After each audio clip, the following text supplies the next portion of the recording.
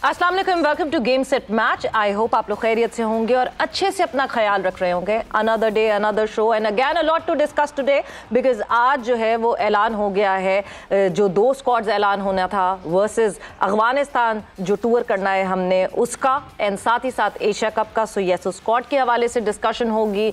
साथ ही साथ बहुत सारी क्लैरिटी में डिस्कशन हुई। नए चीफ सिलेक्टर इंजमाम उल हक, उन्होंने बहुत सारी चीज़ों को क्लियर किया, किसकी सिलेक्शन क्यों हो रही है, किस लिए हो रही है। मगर जो वर्ल्ड कप का स्क्वाड है उसको अभी जाहिर सी बात है रोक कर रखा गया है कि ये परफॉर्मेंसेस बताएंगी फर्दर ऑन कि कौन सा प्लेयर जो है वो क्या किस तरह आगे जाएगा कि नहीं जाएगा, कौन रेलीगेट होगा या कौन आगे जो है वो अच्छी परफॉर्मेंसेस से आगे बढ़ सकेगा। ज़्यादा सरप्राइजेस नहीं है इस स्क्वाड में। स्क्वाड के हवाले से भी बात करेंगे, आपको बताएंगे भी कौन सा स्क्वाड है। मैं हूं सवेरा पाशा और डिस्कशन का हम बाकायदा आगाज़ करेंगे व्हाट्सएप इन स्पोर्ट्स से। व्हाट्सएप इन स्पोर्ट्स में सबसे पहले जिस तरह मैंने आपको बताया, पीसीबी ने अफगानिस्तान सीरीज के लिए 18 रुकनी और एशिया कप के लिए 17 रुकनी स्क्वाड का ऐलान कर दिया है। फहीम अशरफ, तैयब ताहिर और सऊद शकील की टीम में वो शामिल हैं। ये तीनों, सऊद शकील की बात करें तो सऊद शकील को अफगानिस्तान के खिलाफ सीरीज के लिए 18 रुकनी स्क्वाड में शामिल किया गया है, ताहम वो एशिया कप के 17 रुकनी स्क्वाड में शामिल नहीं हैं। एशिया कप की टीम में अगर हम ओपनर्स की बात करें तो अब्दुल्ला शफीक, फ़खर जमान और इमाम उल हक होंगे। मिडिल ऑर्डर की बात करें तो मिडिल ऑर्डर में बाबर आजम, सलमान अली आगा, इफ्तिखार अहमद और तैयब ताहिर शामिल हैं। मोहम्मद रिजवान के साथ मोहम्मद हारिस इजाफी विकेट कीपर होंगे और शादाब खान, मोहम्मद नवाज और उसामा मीर स्पिन की कमान को संभालेंगे।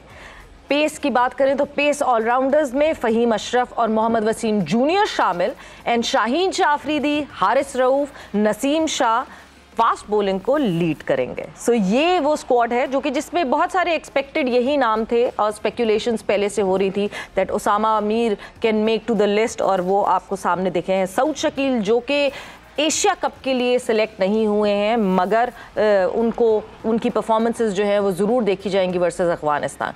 मूविंग ऑन फर्दर और फिर बात करें the big event of the year world cup 2023। भारतीय बोर्ड को वर्ल्ड कप के नाकिस इंतजामात पर शदीद तनकीद का सामना है।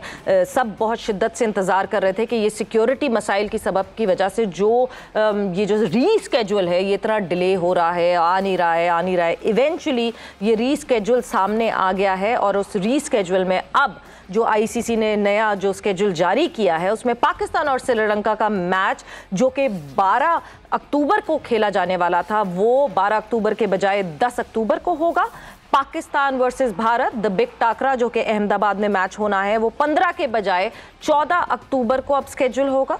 एंड पाकिस्तान वर्सेस इंग्लैंड का मुकाबला जो कि 12 नवंबर को खेला जाने वाला था वो अब 12 के बजाय 11 नवंबर को खेला जाएगा। और इन सारी जो कन्फ्यूजन्स है इसकी वजह से, ये बदइंतज़ामी की वजह से वर्ल्ड कप के मयार पर भी बहुत सारे सवाल उठ रहे हैं।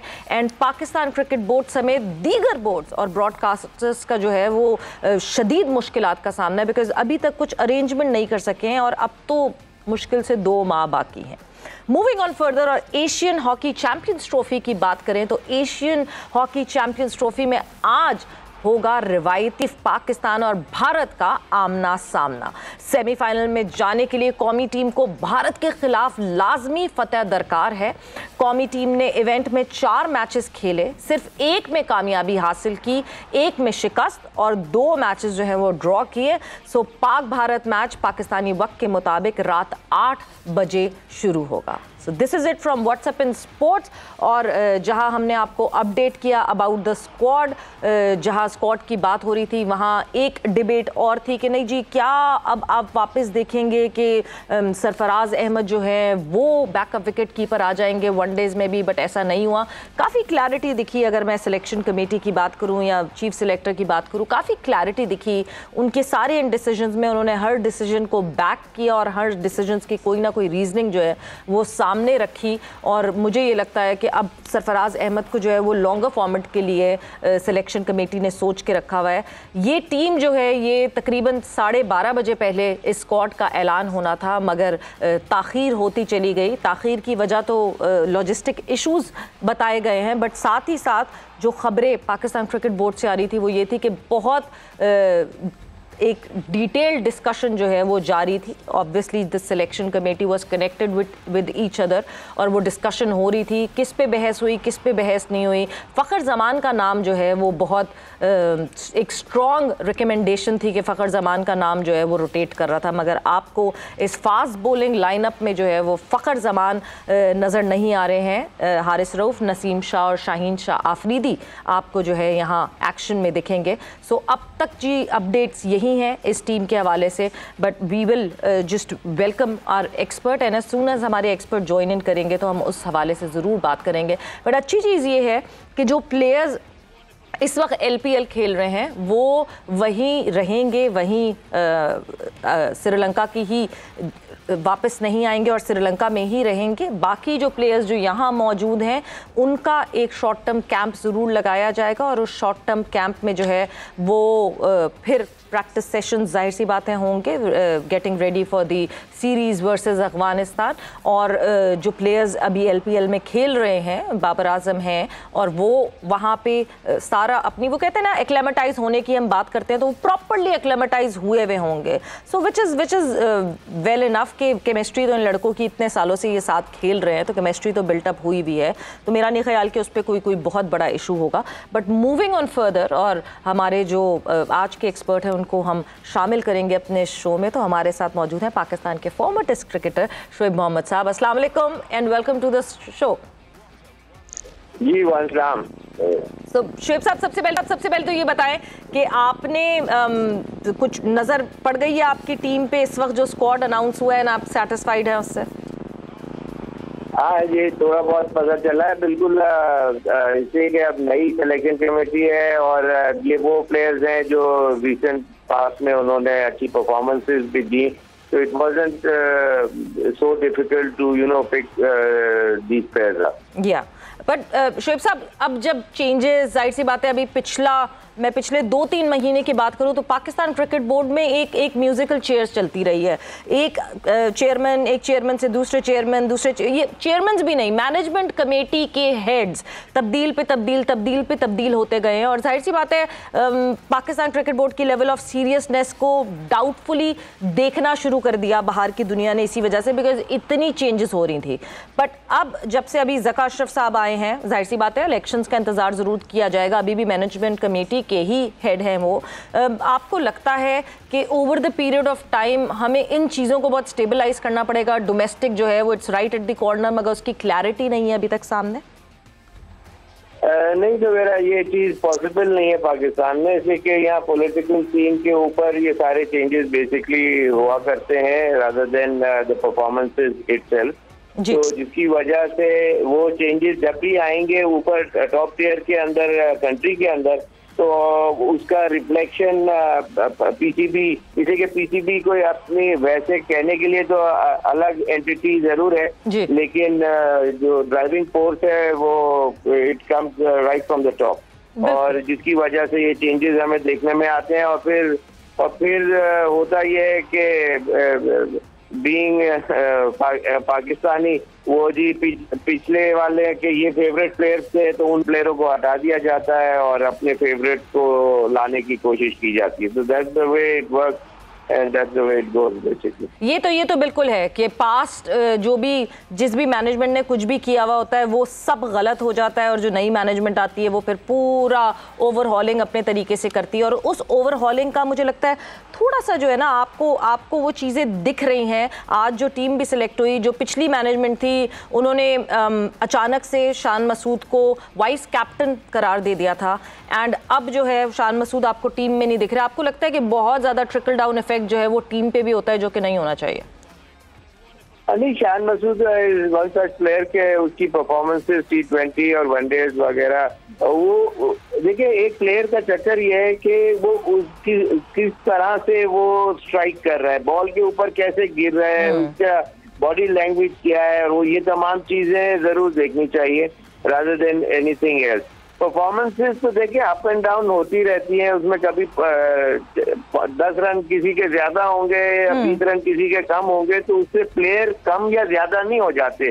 तो पाकिस्तान के अंदर इसी के बस मौका ढूंढ रहे होते हैं बहुत से ऑफिशियल्स, और उसके अंदर दूसरे प्लेयरों को अपने फेवरेट ब्लू आइड बॉयज को लाने के लिए एक मौका मिल जाता है, और फिर वो sudden change out of the blue वो चेंज देखने में आ जाता है। तो इसी तरह पीछे जो कमेटी थी सिलेक्शन का, सॉरी जो बोर्ड था सेठी साहब का, उन्होंने भी जब रमीज थे तो उनके जब टॉपल किया तो उन्होंने भी यही चीजें की थी। तो जैसे मैंने पहले ही आपको इन नटशेल उसका जवाब दे दिया था। तो लेकिन ये कि बाद इसमें होता ये है कि सिर्फ एक दो प्लेयर जो होते हैं जो परफॉर्मेंसेस दे रहे होते हैं उनके साथ सेटबैक हो जाता है। जैसे Imad Wasim was playing reasonably good cricket, valuable cricketer है, पाकिस्तान रहा है पाकिस्तान के लिए। और आपको याद होगा कि अफगानिस्तान के इंग्लैंड में एक मैच हो रहा था और the way he came in and played a beautiful knock और पाकिस्तान को जिताया, वरना आज पाकिस्तान अफगानिस्तान से हारा हुआ एक मैच होता। लेकिन वो इस तरह के कुछ प्लेयरों के साथ अप्स एंड डाउन होते हैं, लेकिन ऑफ कोर्स नए प्लेयर भी ग्रू कर रहे होते हैं, और जिसमें जिस तरह सऊद शकील है या जो कुछ यंगस्टर्स हैं, तो एक कोई और तालिब या इस तरह के नाम के प्लेयर मैं उनको नहीं जानता, लेकिन ये I'm sure he must be a good player। Definitely एक बहुत अच्छे खिलाड़ी हैं। उन्होंने अभी अगर आप डोमेस्टिक की उसमें देखें तो वो टॉप 3 में इधर से उधर होते रहे हैं मुसलसल पिछले 2-3 साल से। तो Tayyab Tahir is a good talent, जिनको अच्छी बात है कि उनको चांस दिया गया है। जहाँ तक शुभ साहब आपने इमाद वसीम की बात की, तो I believe Imad Wasim CPL के लिए गालिबन रवाना हो चुके हैं, बिकॉज CPL में उनकी कमिटमेंट है। और ये हमारे पास में बहुत होता रहा है कि प्लेयर्स जो हैं वो फ्रेंचाइज से कमिट कर लेते थे और फिर अचानक से पाकिस्तान क्रिकेट बोर्ड को ख्याल आता था कि हमारा वो खिलाड़ी भी तो है, उसको वापस बुलाओ, उसके कॉन्ट्रैक्ट्स सो मेरे ख्याल से इस चीज़ को भी कंसिडर किया गया है। और इस वजह से शायद इमाद वसीम पे जब पे बहुत सारी बातें हो रही थी कि इमाद वसीम होने चाहिए, और नॉट जस्ट इस अफगानिस्तान के अगेंस्ट की सीरीज़ में, वर्ल्ड कप में हमारे लिए वो बहुत बेनिफिशियल हो सकते हैं। बट शायद ये जो CPL क्या एक वो कहते हैं ना एक बीच में एक क्लैश आ गया, जो कि एशिया कप का क्लैश ज़रूर होगा, वहाँ पे शायद चूक गए इमाद वसीम, क्योंकि वर्ल्ड कप में फिर कोई सैम्पल साइज़ नहीं होगा इमाद वसीम का। मुझे लगता है वनडेज बहुत अरसा हो गया उनका खेले हुए। जी हेलो जी, आवाज़ आ रही शेख साहब आपको? जी इमाद वसीम की आपने बात की है ना? जी कि इमाद वसीम अभी CPL खेल रहे हैं। जैसे मैंने बताया कि इम्पोर्टेंट जो प्लेयर होता है एक की पोजीशन का, जो स्पेशली आप ये देखें कि बहुत से मैचेस में उन्होंने बॉलिंग भी स्टार्ट की, तो that means he must be one of the topmost key players of the country। वरना इतना शुरू के अंदर और उसके ऊपर ट्रस्ट होगा तो वो पहला ओवर उससे करवाया, और उससे ही gets away with couple of wickets every now and then। और फिर क्विक फायर नीचे से रन करने की ability, plus being a left hander, that's another advantage। Yet his catching is reasonably good। तो ये तमाम चीजें प्लस हैं। और इस तरह के प्लेयर को जस्ट बिकॉज कोई changes up in the board आने से प्लेयरों को इस तरह का सेटबैक नहीं होने चाहिए। You got to stick to those players who had perform, been there, done that. बिल्कुल, बहुत क्लियर पॉलिसी इसी बात पे होनी चाहिए कि जिसकी परफॉर्मेंस आई है वही टीम का हिस्सा होगा। मुझे ये पसंद है तो इस वजह से टीम का हिस्सा होगा, ये तो डेफिनेटली कभी भी नहीं होना चाहिए। बट शुएब साहब, जो ये हम चेंजेस की बात कर रहे हैं, पाकिस्तान क्रिकेट बोर्ड के चेंजेस की बात कर रहे हैं, कमेटीज़ पास्ट में भी बनी हैं, कमेटी फिर अभी एक बन गई, और उस कमेटी में जो है वो उस कमेटी को सारी जिम्मेदारियां दे दी गई सारे डिसीजंस लेने की। बट एक बात की क्लैरिटी जो है, जो ज़का साहब ने रिसेंट अपने एक इंटरव्यू में मेंशन की कि अभी जो कोचिंग स्टाफ है उसको वर्ल्ड कप तक नहीं छेड़ा जाएगा। बट बड़ा एक difference of point of view लगता है सेठी साहब के माइंडसेट में और ज़का अशरफ साहब के माइंडसेट में, बिकॉज वो लास्ट टाइम भी आए थे तो वो अपने लोकल कोचेस पे ज़्यादा डिपेंड करना चाहते थे, अपने लोकल कोचेस पे ज़्यादा फोकस करना चाहते थे। सो ये अब आपको लगता है फॉरेन कोचेस की ज़्यादा दिन नहीं रहेंगे पाकिस्तान क्रिकेट बोर्ड में, सिर्फ ये वर्ल्ड कप तक हमें दिखेंगे?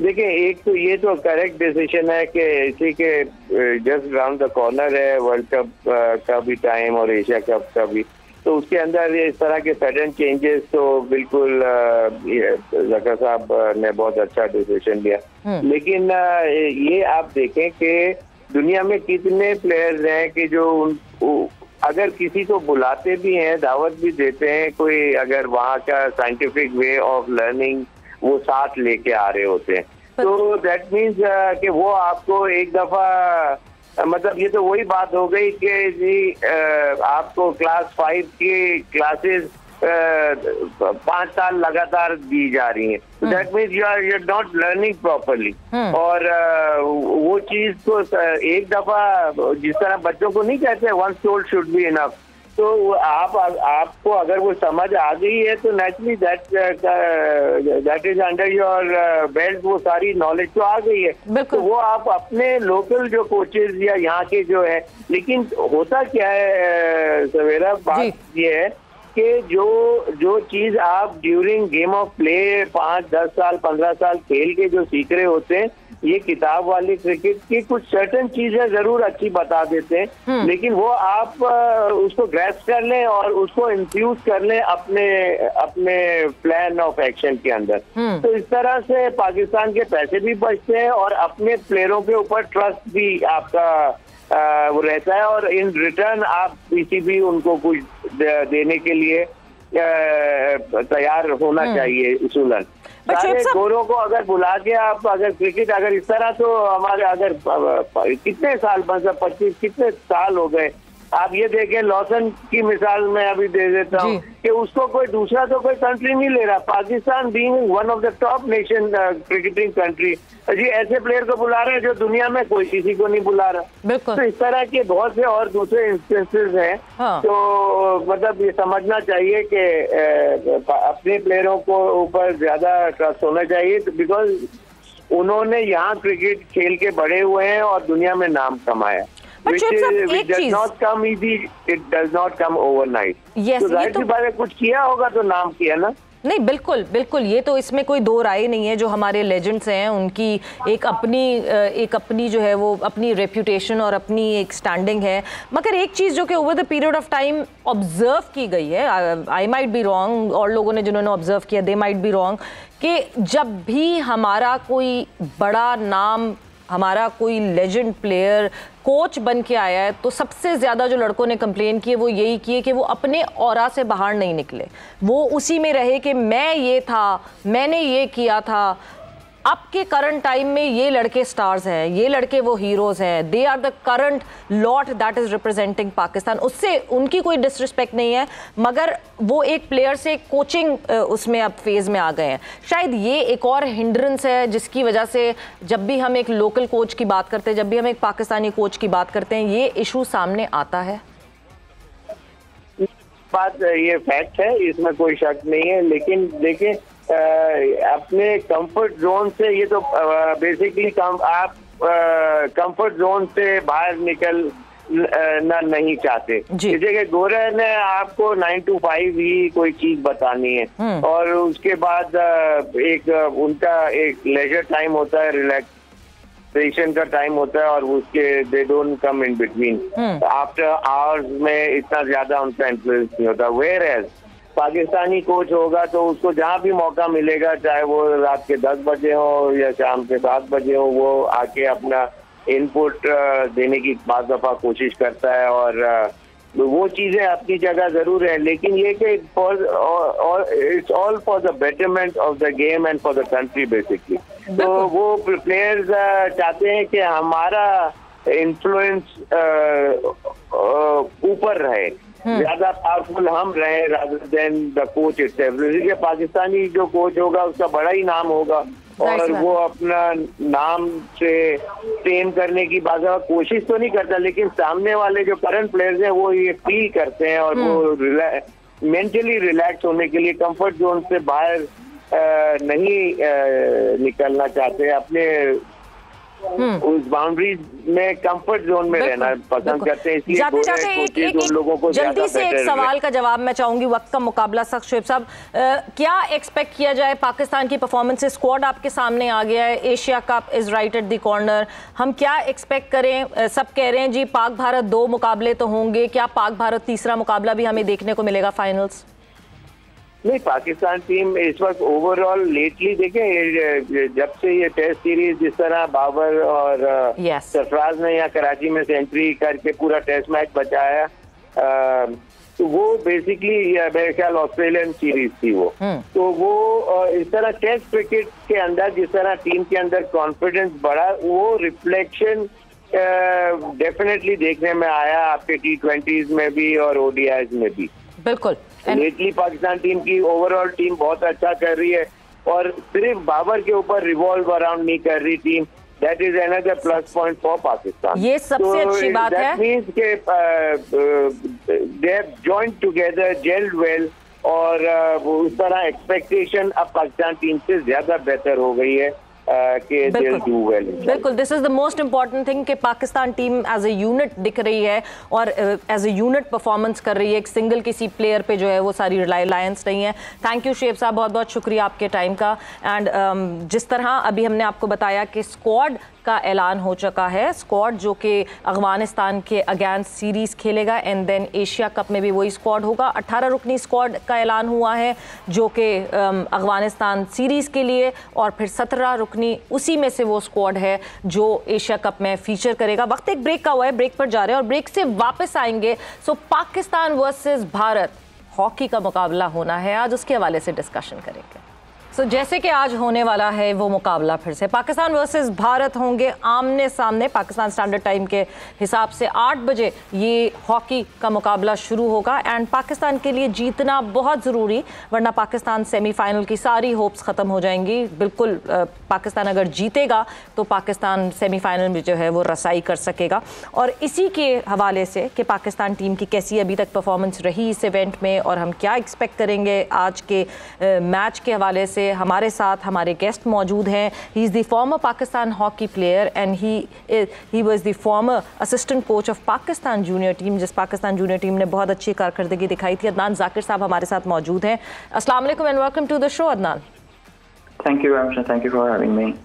अदनान, सबसे पहले तो it is Pakistan versus India. बहुत प्रेशर होता है कोई भी कहीं भी किसी भी स्पोर्ट में जब मुकाबला होता है। पाकिस्तान वर्सेस इंडिया का जितना चर्चा होता है इवेंट में किसी मैच का उतना चर्चा नहीं होता। What should we expect today, कि अपनी टीम से हम क्या क्या एक्सपेक्ट करें? जी एब्सोल्युटली, प्रेशर गेम होती है और पाकिस्तान इंडिया का किसी भी स्पोर्ट्स में मैच होता है वो बहुत ही प्रेशर वाला गेम होता है। मगर इस वक्त जो सिचुएशन है इस वक्त पाकिस्तान की बड़ी इंटरेस्टिंग है कि कोई अभी अगर भी हार जाता तो पाकिस्तान फिर भी क्वालिफाई कर सकता है। सब गोल डिफरेंस के ऊपर डिपेंड करता है पाकिस्तान के। ड्रॉ कर लें तो भी इजीली हम लोग जा रहे हैं क्योंकि पाकिस्तान, कोरिया और जापान 5-5 पॉइंट्स में से गोल डिफरेंस की गेम है। इस वक्त जापान जो है वो -1, हम लोग -1 पे, वो -2 पे, तो अगर हम 2-1 भी हारते तो जापान ऊपर आ सकता है। सो बहुत इंटरेस्टिंग है। बट ये है कि पाकिस्तान इंडिया का मैच हॉकी का हमेशा बहुत इंटेंस होता है और इसमें कुछ एजेस भी होते हैं कुछ टीम को, मगर मेंटली जो टीम ज़्यादा स्ट्रॉन्ग रहेगी, जो इमोशंस को ज़्यादा कंट्रोल करेगी, जिनकी इमोशनल मैनेजमेंट अच्छी होगी, वही गेम जीत सकते हो। पाकिस्तान के पास पूरी सलाहियत है और क्योंकि हमारी इंडिविजुअल पेनिट्रेशन सर्कल्स में और 25 में बहुत ज़्यादा है, हम लोग ब्रेक पर हॉकी खेलते हैं। तो बड़ा ओपन गेम होगा। और एक्चुअली इंडिया का भी अभी रिसेंटली कोच चेंज हुआ है, उसका भी पहला गेम है अगेंस्ट इंडिया, उसने भी कभी एक्सपीरियंस किया नहीं है क्योंकि बिल्कुल डिफरेंट इन्वायरमेंट होता है, हर चीज़ बिल्कुल डिफरेंट होती है। सो ग्रैंड रीड चला गया है और उसने भी टेक ओवर किया, तो उनकी परफॉर्मेंस भी इतनी अच्छी नहीं है रिसेंट वर्ल्ड कप के बाद से। So it's gonna be really exciting game. Adnan, इस इवेंट की बात करूं तो जिस तरह पाकिस्तान टीम की परफॉर्मेंसेस हुई हैं, कुछ चीज़ें हाईलाइटेड सामने आई हैं कि कहाँ कहाँ हमारे फ्लॉज हैं, कहाँ कहाँ हम लैक कर रहे हैं। मलेशिया के अगेंस्ट हम हार गए, हमें कोरिया और जापान से हमने टाई किया, चाइना के अगेंस्ट जो कि एक्सपेक्ट हम कर रहे थे कि हम बहुत ही डोमिनेशन में जीतेंगे, बट चाइना ने एक अच्छा गेम पुट अप किया, बट इवेंचुअली जीत पाकिस्तान की हुई ही। क्या कौन कौन से एरियाज हैं जिस पे आप पिन पॉइंट करना चाहेंगे, कहाँ हम लैक करते हैं? जी, तो बहुत बड़ा सब्जेक्ट है, अगर हम शुरू करें तो बहुत देर हो जाएगी। इस वक्त बेसिकली पाकिस्तान के जो मेन इश्यूज हैं वो टेक्निकल इश्यूज हैं। अगर आप अभी भी मैच देखें तो उसके अंदर हमारे टेक्निकल इश्यूज बहुत सारे आते हैं, कुछ टैक्टिकल प्रॉब्लम भी आ जाती है समटाइम, और वो एक्सपीरियंस के साथ आती है। और अभी जो है हम ऑलरेडी स्ट्रगल कर रहे हैं स्ट्रक्चर को, क्योंकि टेक्निकली अगर हम पाकिस्तान का मैच टैक्टिकल व्यू से देखें तो उसमें आपको बहुत सारे फ्लॉजेज नजर आते हैं, स्ट्रक्चरल चेंजेस होती हैं वो टाइम पे नहीं होती हैं, या फिर सही उसमें नहीं होती जिस टाइम पे जो चीज़ होनी चाहिए, कुछ हमें प्रॉब्लम होती है अपने जो फेजेस हैं, जो बैक फेजेस होते हैं उनको लेने के लिए, उनको टैकल करने के लिए। सो ये थोड़े से इश्यूज इस वक्त नजर आ रहे हैं, मगर इंडिया जो है उसकी फिटनेस, उसकी टैक्टिकल अवेयरनेस हमसे काफ़ी बेहतर है। उनके एक्सपीरियंस जो है रिसेंटली वो बहुत अच्छे, मतलब उनके एक्सपीरियंस जो है यूरोपियन से अगेंस्ट हैं। जो एशियन टूर्नामेंट्स होते हैं इनकी टोटली डिफरेंट डायनामिक्स होती है, ओपन हॉकी होती है, इंडिविजुअल स्किल्स पे काफ़ी सारी टीमें डिपेंड करती हैं, और ये इंडिया इसको प्रेशर में, क्योंकि वो इंडिया के अंदर खेल रहा है और उनका मीडिया बहुत हाई क्रिएट कर देता है, तो उनके ऊपर ज़्यादा प्रेशर है होम क्राउड के अंदर को जीतना भी है। But we have nothing to lose, but उम्मीद करते हैं कि इंशाल्लाह पाकिस्तान अच्छी परफॉर्मेंस देंगे। अदनान, क्योंकि वक्त का मैं मुकाबला सख्त है, मैं थोड़ा सा जल्दी से ज़रा पास्ट में कुछ रिवाइंड करना चाहूँगी और जानना चाहूँगी कि आप बड़ा दिल बर्दाश्ता होके आपने असिस्टेंट कोच की फॉर द जूनियर टीम, आपने जो है वो अभी कैंप ही था तो उस कैंप में जो है यू जस्ट लेफ्ट इट और आप वापस चले गए England. What happened, what went wrong? देखिए जी, पाकिस्तान में जो है वो कॉम्प्रोमाइज़ करने पड़ते हैं आपको, और क्योंकि जो आप जिन टर्म्स एंड कंडीशंस पे आप काम करना चाहते हैं वो आपसे एग्री कर लेते हैं, बट जब आप शुरू करते हैं तो वो चीज़ें नहीं होती हैं, और यहाँ पे डेली बेसिस के ऊपर पॉलिटिकल चीज़ें जो होती हैं वो चेंज होती हैं, जो कि अफेक्ट करती हैं आपके काम पे। और यही वजह है कि पाकिस्तान के अंदर हॉकी के अंदर जो है वो प्रोफेशनल काम करना बहुत मुश्किल होता है।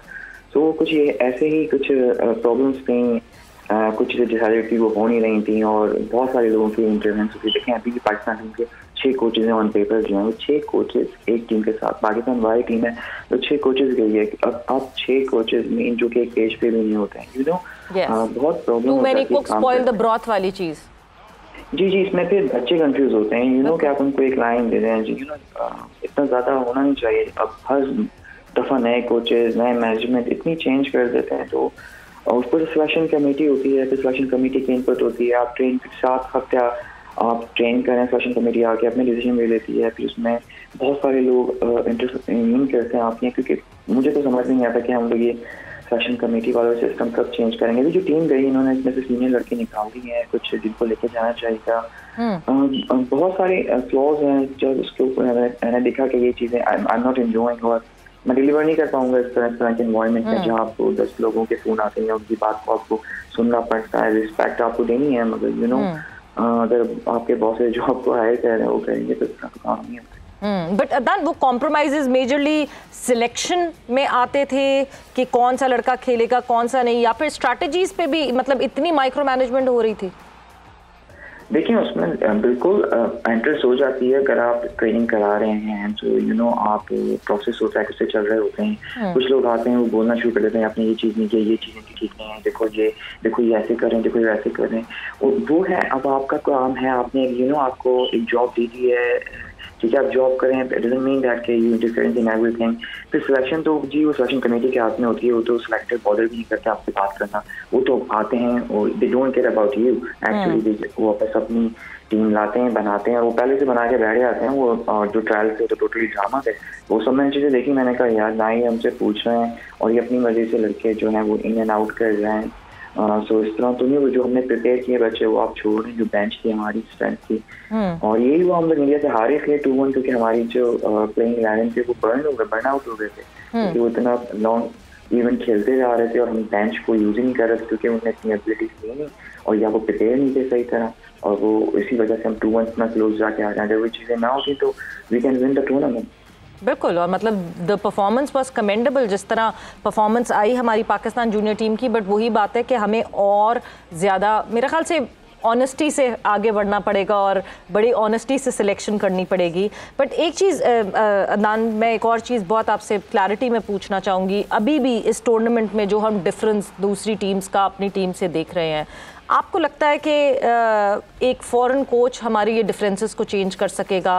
बिकॉज एक फॉरेन कोच थे ऑलरेडी जो कि जिनके साथ बहुत सारे इश्यूज हुए, उनके फाइनेंशियल बहुत इश्यूज हुए, उनकी सैलरी के इश्यूज हुए, मगर एक फॉरेन कोच हमें मॉडर्न हॉकी में ज़्यादा बेहतर सिखा सकेगा in comparison to our local coaches?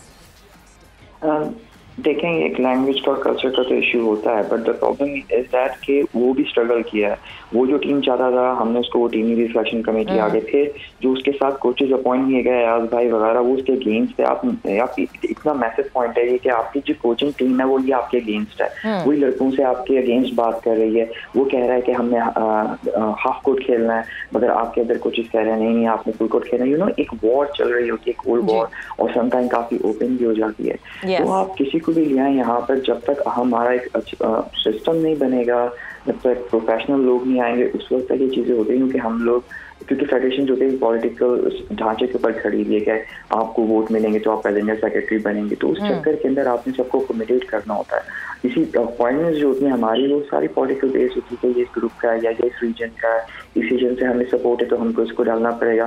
Same go to the player as well कि हमें इस एरिया का भी बच्चा लेना है, क्लब का लेंगे तो इस क्लब के वोट्स हमें मिलेंगे।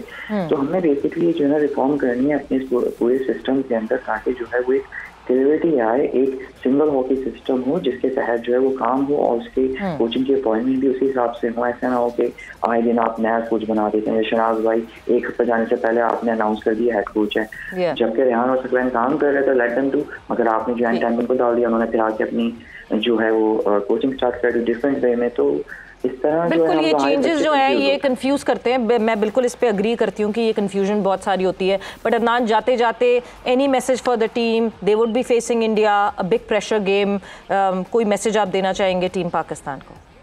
जी ऑफ कोर्स जी, बिल्कुल फेयर के बगैर खेलें, कि अंडर फेयर नहीं खेलें, और उनमें इतनी सलाहियत है कि वो ब्रेक्स के ऊपर जो है इंडिया को जो है वो डैमेज कर सकते हैं। बट इमोशनल मैनेजमेंट है सारी, और टैक्टिक्स होंगी, क्योंकि हमें जो है वो गोल कम से कम जो है कंसीव करने, तो कॉन्सेंट्रेट करें ज़्यादा डिफेंडिंग के ऊपर, और जो है वो ज़्यादा जो है वो इतना एक्साइटेड ना हो कि बस कंट्रोल करें गेम को। गेम मैनेजमेंट अच्छी होगी और हम लोग जो है गेम में से पॉइंट ले सकते हैं इंशाल्लाह। ठीक है, बहुत बहुत शुक्रिया Adnan, thanks a lot for your time. और पाकिस्तान वर्सेस इंडिया का होना है आज। देखते हैं कि किस तरह परफॉर्मेंस आती है पाकिस्तान हॉकी टीम की। ग्राफ बेहतर होता चला जा रहा है पाकिस्तान टीम का over this period of time. इस इवेंट में ही आपको दिख रहा है बेहतरी आती जा रही है। आई होप वो जो कंप्लीट बेहतरी है वो आज हमें और ज़्यादा दिखे। But with that game set match का वक्त यहाँ पे ख़त्म हो गया है। इंशाल्लाह कल आपसे फिर मुलाकात होगी। अपना ख्याल रखिएगा। टेक केयर, बाय बाय, अल्लाह हाफ़िज़।